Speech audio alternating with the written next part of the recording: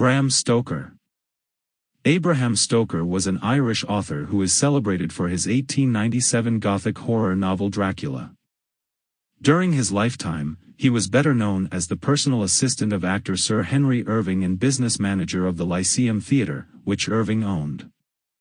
In his early years, Stoker worked as a theatre critic for an Irish newspaper, and wrote stories as well as commentaries. He also enjoyed traveling, particularly to Cruden Bay where he set two of his novels. During another visit to the English coastal town of Whitby, Stoker drew inspiration for writing Dracula. He died on April 20, 1912 due to locomotor ataxia and was cremated in North London. Since his death, his magnum opus Dracula has become one of the most well-known works in English literature, and the novel has been adapted for numerous films, short stories, and plays. The classic vampire story by Bram Stoker revolves around a struggle between good and evil, tradition and modernity, and lust versus chastity. The author didn't invent vampires, but his novel has so captured the public's imagination that he is rightly considered their popularizer. Listen and you will meet not only the Count himself, but heroes Jonathan Harker and Abraham Van Helsing, plus an array of madmen, psychiatrists, and fair maidens who cross paths with the fanged menace.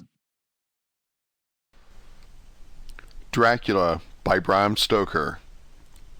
Chapter 6. Mina Murray's Journal. 24th July, Whitby. Lucy met me at the station, looking sweeter and lovelier than ever, and we drove up to the house at the Crescent in which they have rooms. This is a lovely place. The little river, the Esk, runs through a deep valley, which broadens out as it comes near the harbour. A great viaduct runs across, with high piers, through which the view seems somehow further away than it really is. The valley is beautifully green, and it is so steep that when you are on the high land on either side you look right across it, unless you are near enough to see down. The houses of the old town, the side away from us, are all red-roofed, and seem piled up one over the other anyhow, like the pictures we see of Nuremberg. Right over the town is the ruin of Whitby Abbey, which was sacked by the Danes, and which is the scene of part of Marmion, where the girl was built up in the wall. It is a most noble ruin, of immense size, and full of beautiful and romantic bits. There is a legend that a white lady is seen in one of the windows. Between it and the town there is another church, the parish one, round which is a big graveyard all full of tombstones. This is to my mind the nicest spot in Whitby, for it lies right over the town, and has a full view of the harbour and all up the bay to where the headland called Kettleness stretches out into the sea. It descends so steeply over the harbour that part of the bank has fallen away, and some of the graves have been destroyed. In one place part of the stonework of the graves stretches out over the sandy pathway far below. There are walks, with seats beside them, through the churchyard, and people go and sit there all day long, looking at the beautiful view and enjoying the breeze. I shall come and sit here often myself and work.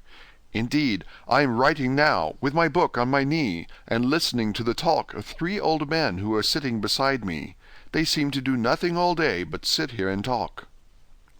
The harbour lies below me, with, on the far side, one long granite wall stretching out into the sea, with a curve outwards at the end of it, in the middle of which is a lighthouse. A heavy sea-wall runs along outside of it. On the near side, the sea-wall makes an elbow crooked inversely, and its end too has a lighthouse. Between the 2 piers there is a narrow opening into the harbour, which then suddenly widens. It is nice at high water, but when the tide is out it shoals away to nothing, and there is merely the stream of the Esk, running between banks of sand with rocks here and there. Outside the harbour, on this side, there rises for about half a mile a great reef, the shop of which runs straight out from behind the south lighthouse. At the end of it is a buoy with a bell, which swings in bad weather and sends in a mournful sound on the wind. They have a legend here that when a ship is lost, bells are heard out at sea. I must ask the old man about this. He's coming this way. He is a funny old man. He must be awfully old, for his face is gnarled and twisted like the bark of a tree. He tells me that he is nearly 100, and that he was a sailor in the Greenland fishing fleet when Waterloo was fought. He is, I'm afraid, a very sceptical person, for when I asked him about the bells at sea and the White Lady at the Abbey, he said very brusquely, "I wouldn't fash mysel' about them, miss. Them things be all wore out. Mind, I don't say that they never was, but I do say that they wasn't in my time. They be all very well for comers and trippers and the like, but not for a nice young lady like you. Them feet folks from York and Leeds that be always eatin' curd herrings and drinkin' tea and lookin' out to buy cheap jet would creed out. I wonder mysel' who'd be bothered tellin' lies to them, even the newspapers, which is full of fool talk." I thought he would be a good person to learn interesting things from, so I asked him if he would mind telling me something about the whale fishing in the old days. He was just settling himself to begin when the clock struck 6, whereupon he laboured to get up and said, "I must be gang againwards home now, miss. My granddaughter doesn't like to be kept waiting when the tea is ready, for it takes me time to crammel aboon the grease, for there be a many of them, and miss, I lack belly timber sairly by the clock."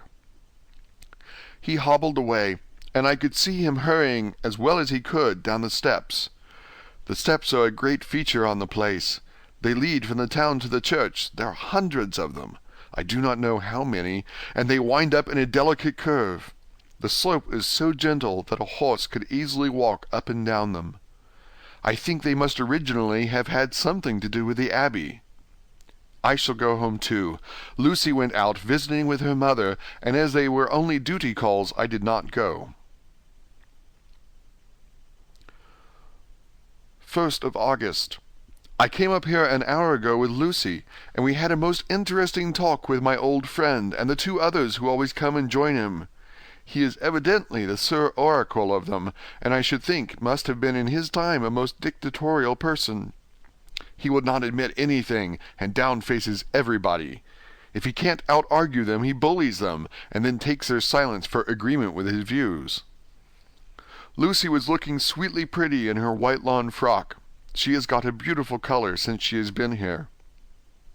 I noticed that the old men did not lose any time in coming and sitting near her when we sat down. She is so sweet with old people. I think they all fell in love with her on the spot. Even my old man succumbed and did not contradict her, but gave me double share instead. I got him on the subject of the legends, and he went off at once into a sort of sermon.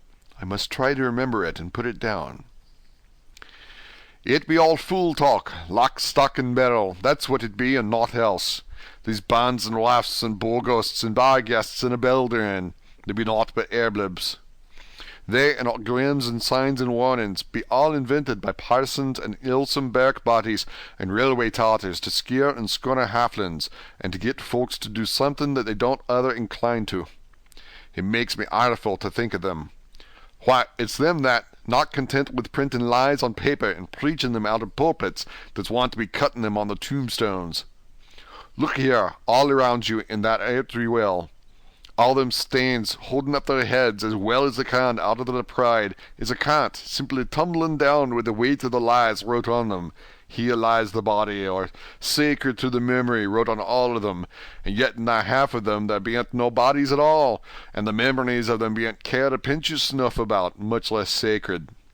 Lies, all of them, nothing but lies of one kind or another. My God, but it'll be a queer scouterment at the day of judgment when they come tumbling up in their death socks, all drooped together, and trying to drag their tombstains with them to prove how good they was, some of them trembling and dithering, with their hands dozened and slippery from lying in the sea that they can't even keep their grip on them. I could see from the old fellow's self-satisfied air, and the way in which he looked round for the approval of his cronies, that he was showing off, so I put in a word to keep him going. "Oh, Mr. Swales, you can't be serious. Surely these tombstones are not all wrong." "Yablins! There may be a poorish few not wrong, saving where they make out the people too good, for there be folk that do think a bombo be like the sea, if only it be their own. The whole thing be only lies. Now look you here. You come here a stranger, and you see this kirkgarth." I nodded, for I thought it better to assent, though I did not quite understand his dialect. I knew it had something to do with the church. He went on, "And you consent that all these stains be aboon folk that be hept here, snod and snug?" I assented again. "Then that be just where the lie comes in. Why, there be scores of these lay-beds that be toom as old Dunn's bacca-box on Friday night." He nudged one of his companions, and they all laughed. "And my gog, how could it be otherwise? Look at that one, the aftest abaft the beer bank. Read it." I went over and read, "Edward Spensla, Master Mariner, murdered by pirates off the coast of Andres, April 1854, age 30. When I came back, Mr. Swales went on, "Who brought him home, I wonder, to hap him here? Murdered off the coast of Andres, and you consented his body lay under. Why, I could name ye a dozen whose bones lie in the Greenland seas above," he pointed northwards, "or where the currents may have drifted them. There be the stains around ye. Ye can with your young eyes read the small print of the lies from here. This Braithwaite Lowry, I knew his father, lost in the Lively off Greenland in '20. Or Andrew Woodhouse, drowned in the same seas in 1777. Or John Paxton, drowned off Cape Farewell a year later. Or old John Rowlings, whose grandfather sailed with me, drowned in the Gulf of Finland in '50. Do ye think that all these men will have to make a rush to Whitby when the trumpet sounds? I have me anthrems about it. I tell ye that when they got here they be jumbling and jostling one another the way that it would be like a fight up on the ice in the old days, when we beat one another from daylight to dark, and trying to tie up our cuts by the Aurora Borealis." This was evidently local pleasantry, for the old man cackled over it, and his cronies joined in with gusto. "But," I said, "surely you are not quite correct, for you start on the assumption that all the poor people, or their spirits, will have to take their tombstones with them on the Day of Judgment. Do you think that will be really necessary?" "Well, what else be the tombstones for? Answer me that, miss." "To please their relatives, I suppose." "To please their relatives, you suppose?" This he said with intense scorn. "How will it pleasure their relatives to know that lies is wrote over them, and that everybody in the place know that they be lies?" He pointed to a stone at our feet, which had been laid down as a slab, on which the seat was rested, close to the edge of the cliff. "Read the lies on that thrush stone," he said. The letters were upside down to me from where I sat, but Lucy was more opposite to them, so she leant over and read, "Sacred to the memory of George Cannon, who died in the hope of glorious resurrection on July 20th, 1873, falling from the rocks at Kettleness. This tomb was erected by his sorrowing mother to her dearly beloved son. He was the only son of his mother, and she was a widow. Really, Mr. Swales, I don't see anything very funny in that." She spoke her comment very gravely and somewhat severely. "You don't see aught funny, ha ha! But that's because you don't gone the sarnin mother was a hell-cat that hated him because he was a crooked, a regular lamenter he was, and he hated her so that he committed suicide in order that she mightn't get an insurance she put on his life. Blew nigh the top of his head off with an old musket that they had for scaring crows with. 'Twarn't for crows then, for it brought the clegs and the doups to him. That's the way he fell off the rocks. And as to hopes of a glorious resurrection, I've often heard him say myself that he hoped he'd go to hell, for his mother was so pious that she'd be sure to go to heaven, and he didn't want to idle where she was. Now isn't that stone at any rate," he hammered it with his stick as he spoke, "a pack of lies? And won't it make Gabriel cackle when Geordie comes panting out the race with the tombstone balanced on his hump and asked to be took as evidence?" I did not know what to say, but Lucy turned the conversation as she said, rising up, "Oh, why did you tell us of this? It is my favorite seat, and I cannot leave it, and now I find I must go on sitting over the grave of a suicide." "That won't harm you, my pretty, and it may make poor Geordie gladsome to have so trim a lass sitting on his lap. That won't hurt ye. Why, I've sat here off and on for nigh 20 years past, and it hasn't done me no harm. Don't you fash about them as lies under ye, or there doesn't lie there either. It'll be time for you to be getting scart when you see the tombstones all run away with, and the place as bare as a stubble field. There's the clock, and I must gang. Make a service to ye, ladies." And off he hobbled. Lucy and I sat a while, and it was all so beautiful before us that we took hands as we sat, and she told me all over again about Arthur and their coming marriage. That made me just a little heartsick, for I haven't heard from Jonathan for a whole month. The same day. I came up here alone, for I am very sad. There was no letter for me. I hope there cannot be anything the matter with Jonathan. The clock has just struck 9. I see the lights scattered all over the town, sometimes in rows where the streets are, and sometimes singly. They run right up the Esk and die away in the curve of the valley. To my left the view is cut off by a black line of roof of the old house next to the abbey. The sheep and lambs are bleating in the fields away behind me, and there is a clatter of donkeys' hooves up the paved road below. The band on the pier is playing a harsh waltz in good time, and farther along the quay there is a Salvation Army meeting in the back street. Neither of the bands hears the other, but up here I hear and see them both. I wonder where Jonathan is, and if he is thinking of me. Oh, I wish he were here. Dr. Seward's Diary.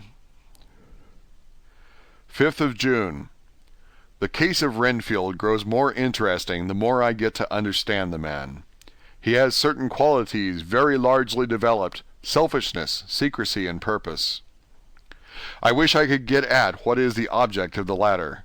He seems to have some settled scheme of his own, but what it is I do not know. His redeeming quality is a love of animals, though, indeed, he has such curious turns in it that I sometimes imagine he is only abnormally cruel. His pets are of odd sorts. Just now his hobby is catching flies. He has at present such a quantity that I have had myself to expostulate. To my astonishment, he did not break out into a fury, as I expected, but took the matter in simple seriousness. He thought for a moment, and then said, "May I have 3 days? I shall clear them away." Of course I said that would do. I must watch him. 18th of June. He has turned his mind now to spiders, and has got several very big fellows in a box. He keeps feeding them his flies, and the number of the latter is becoming sensibly diminished, although he has used half his food in attracting more flies from outside to his room. 1st of July. His spiders are now becoming as great a nuisance as his flies, and today I told him that he must get rid of them. He looked very sad at this, so I said that he must, some of them, at all events. He cheerfully acquiesced in this, and I gave him the same time as before for reduction. He disgusted me much while with him, for when a horrid blowfly, bloated with some carrion food, buzzed into the room, he caught it, held it exultantly for a few moments between his finger and thumb, and before I knew what he was going to do, put it in his mouth and ate it. I scolded him for it, but he argued quietly that it was very good and very wholesome, that it was life, strong life, and gave life to him. This gave me an idea, or the rudiment of one. I must watch how he gets rid of his spiders. He has evidently some deep problem in his mind, for he keeps a little notebook in which he is always jotting down something. Whole pages of it are filled with masses of figures, generally single numbers added up in batches, and then the totals added in batches again, as though he were focusing some account, as the auditors put it. 8th of July. There is a method in his madness, and the rudimentary idea in my mind is growing. It will be a whole idea soon, and then, O unconscious cerebration, you will have to give the wall to your conscious brother. I kept away from my friend for a few days, so that I might notice if there were any change. Things remain as they were, except that he has parted with some of his pets, and got a new one. He has managed to get a sparrow, and has already partially tamed it. His means of taming is simple, for already the spiders have diminished. Those that do remain, however, are well fed, for he still brings in the flies by tempting them with his food. 19th of July. We are progressing. My friend has now a whole colony of sparrows, and his flies and spiders are almost obliterated. When I came in, he ran to me and said he wanted to ask me a great favor, a very, very great favor, and as he spoke, he fawned on me like a dog. I asked him what it was, and he said, with a sort of rapture in his voice and bearing, "A kitten, a nice little sleek playful kitten, that I can play with, and teach, and feed, and feed, and feed." I was not unprepared for this request, for I had noticed how his pets went on increasing in size and vivacity, but I did not care that his pretty family of tame sparrows should be wiped out in the same manner as the flies and spiders. So I said I would see about it, and asked him if he would not rather have a cat than a kitten. His eagerness betrayed him as he answered, "Oh, yes, I would like a cat. I only asked for a kitten lest you should refuse me a cat. No one would refuse me a kitten, would they?" I shook my head, and said that at present I feared it would not be possible, but that I would see about it. His face fell, and I could see a warning of danger in it, for there was a sudden fierce, sidelong look which meant killing. The man is an undeveloped homicidal maniac. I shall test him with his present craving, and see how it will work out, and then I shall know more. 10 p.m. I have visited him again, and found him sitting in a corner brooding. When I came in, he threw himself on his knees before me, and implored me to let him have a cat, that his salvation depended upon it. I was firm, however, and told him that he could not have it, whereupon he went, without a word, and sat down, gnawing his fingers, in the corner where I had found him. I shall see him in the morning early. 20th of July. Visited Renfield very early, before attendant went his rounds. Found him up and humming a tune. He was spreading out his sugar, which he had saved, in the window, and was manifestly beginning his fly-catching again, and beginning it cheerfully and with a good grace. I looked around for his birds, and not seeing them, asked him where they were. He replied without turning round that they had all flown away. There were a few feathers about the room, and on his pillow a drop of blood. I said nothing, but went and told the keeper to report to me if there were anything odd about him during the day. 11 a.m. The attendant has just been to see me to say that Renfield has been very sick and has disgorged a whole lot of feathers.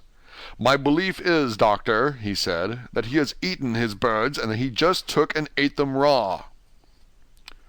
11 p.m.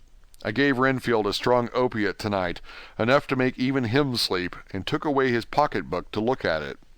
The thought that has been buzzing about my brain lately is complete, and the theory proved. My homicidal maniac is of a peculiar kind. I shall have to invent a new classification for him, and call him a zoophagous, life-eating maniac. What he desires is to absorb as many lives as he can, and he has laid himself out to achieve it in a cumulative way. He gave many flies to one spider, and many spiders to one bird, and then wanted a cat to eat the many birds. What would have been his later steps? It would almost be worth while to complete the experiment. It might be done if there were only a sufficient cause. Men sneered at vivisection, and yet look at its results today. Why not advance science in its most difficult and vital aspect, the knowledge of the brain? Had I even the secret of one such mind, did I hold the key to the fancy of even one lunatic, I might advance my own branch of science to a pitch compared with which Burton Sanderson's physiology or Faraday's brain knowledge would be as nothing. If only there were a sufficient cause. I must not think too much of this, or I may be tempted. A good cause might turn the scale with me, for may not I too be of an exceptional brain congenitally? How well the man reasoned! Lunatics always do within their own scope. I wonder at how many lives he values a man, or if at only one. He has closed the account most accurately, and today begun a new record. How many of us begin a new record with each day of our lives? To me it seems only yesterday that my whole life ended with my new hope, and that truly I began a new record. So it shall be until the great recorder sums me up and closes my ledger account with a balance to profit or loss. Ah, Lucy, Lucy, I cannot be angry with you, nor can I be angry with my friend whose happiness is yours, but I must only wait on hopeless and work. If I could have as strong a cause as my poor mad friend there, a good unselfish cause to make me work, that would be indeed happiness. Mina Murray's Journal. 26th of July. I am anxious, and it soothes me to express myself here. It is like whispering to oneself and listening at the same time. And there is also something about the shorthand symbols that makes it different from writing. I am unhappy about Lucy and about Jonathan. I had not heard from Jonathan for some time and was very concerned, but yesterday dear Mr. Hawkins, who is always so kind, sent me a letter from him. I had written asking him if he had heard, and he said the enclosed had just been received. It is only a line dated from Castle Dracula, and says that he is just starting for home. That is not like Jonathan. I do not understand it, and it makes me uneasy. Then, too, Lucy, although she is so well, has lately taken to her old habit of walking in her sleep. Her mother has spoken to me about it, and we have decided that I am to lock the door of our room every night. Mrs. Westenra has got an idea that sleepwalkers always go out on roofs of houses and along the edges of cliffs, and then get suddenly wakened and fall over with a despairing cry that echoes all over the place. Poor dear! She is naturally anxious about Lucy, and she tells me that her husband, Lucy's father, had the same habit, that he would get up in the night and dress himself and go out if he were not stopped. Lucy is to be married in the autumn, and she is already planning out her dresses and how her house is to be arranged. I sympathize with her, for I do the same, only Jonathan and I will start in life in a very simple way, and shall have to try to make both ends meet. Mr. Holmwood, he is the Honourable Arthur Holmwood, only son of Lord Godalming, is coming up here very shortly, as soon as he can leave town, for his father is not very well, and I think dear Lucy is counting the moments till he comes. She wants to take him up in the seat of the churchyard cliff, and show him the beauty of Whitby. I dare say it is the waiting which disturbs her. She will be all right when he arrives. 27th of July. No news from Jonathan. I am getting quite uneasy about him, though why I should, I do not know, but I do wish that he would write, if it were only a single line. Lucy walks more than ever, and each night I am awakened by her moving about the room. Fortunately, the weather is so hot that she cannot get cold. But still, the anxiety and the perpetually being awakened is beginning to tell on me, and I am getting nervous and wakeful myself. Thank God, Lucy's health keeps up. Mr. Holmwood has been suddenly called to Ring to see his father, who has been taken seriously ill. Lucy frets at the postponement of seeing him, but it does not touch her looks. She is a trifle stouter, and her cheeks are a lovely rose pink. She has lost the anemic look which she had. I pray it will all last. 3rd of August. Another week gone by, and no news from Jonathan, not even to Mr. Hawkins, from whom I have heard. Oh, I do hope he is not ill. He surely would have written. I look at that last letter of his, but somehow it does not satisfy me. It does not read like him, and yet it is his writing. There is no mistake of that. Lucy has not walked much in her sleep the last week, but there is an odd concentration about her which I do not understand. Even in her sleep she seems to be watching me. She tries the door, and finding it locked, goes about the room, searching for the key. 6th of August. Another 3 days, and no news. The suspense is getting dreadful. If I only knew where to write to or where to go to, I should feel easier. But no one has heard a word of Jonathan since that last letter. I must only pray to God for patience.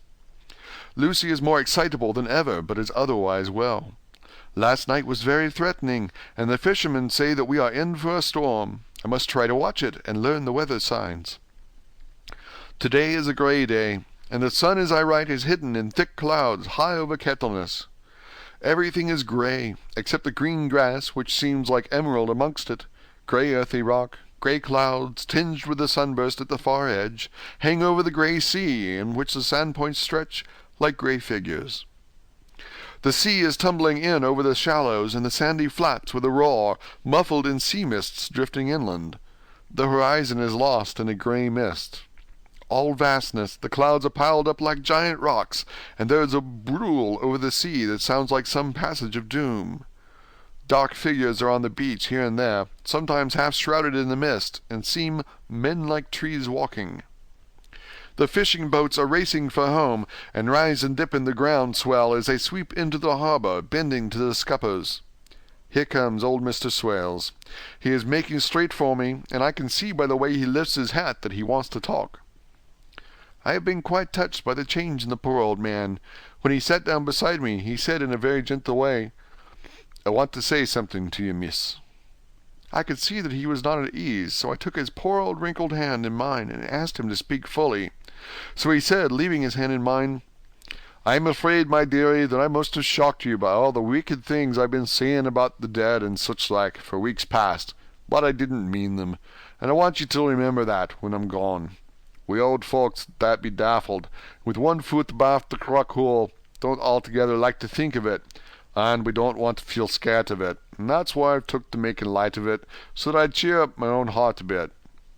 But Lord love you, miss, I ain't afraid of dying, not a bit, only I don't want to die if I can help it. My time must be nigh at hand now, for I be old, and 100 years is too much for any man to expect. And I'm so nigh it that the old man is already whitting his scythe. You see, I can't get out of the habit of coughing about it all at once. The chaffs will wag as they be used to. Some day soon the angel of death will sound his trumpet for me. But don't you dole and great, my dearie," for he saw that I was crying. "If he should come this very night, I'd not refuse to answer his call. For life be after all only a waiting for something else than what we're doing, and death be all that we can rightly depend on. But I'm content, for it's coming to me, my dearie, and coming quick. It may be coming while we be looking and wondering. Maybe it's in that wind out over the sea that's bringing with it loss and wreck and sore distress and sad hearts. Look, look!" he cried suddenly. "There's something in that wind and in the host beyond that sounds, and looks and tastes and smells like death. It's in the air. I feel it coming. Lord, make me answer cheerful when my call comes." He held up his arms devoutly and raised his hat. His mouth moved as though he were praying. After a few minutes' silence, he got up, shook hands with me, and blessed me, and said good-bye, and hobbled off. It all touched me and upset me very much. I was glad when the coast-guard came along with his spy-glass under his arm. He stopped to talk with me as he always does, but all the time kept looking at a strange ship. "I can't make her out," he said. "She's a Russian by the look of her. But she's knocking about in the queerest way. She doesn't know her mind a bit. She seems to see the storm coming, but can't decide whether to run up north in the open or to put in here. Look there again. She's steered mighty strangely, for she doesn't mind the hand on the wheel, changes about with every puff of wind. We'll hear more of her before this time tomorrow." End of chapter 6.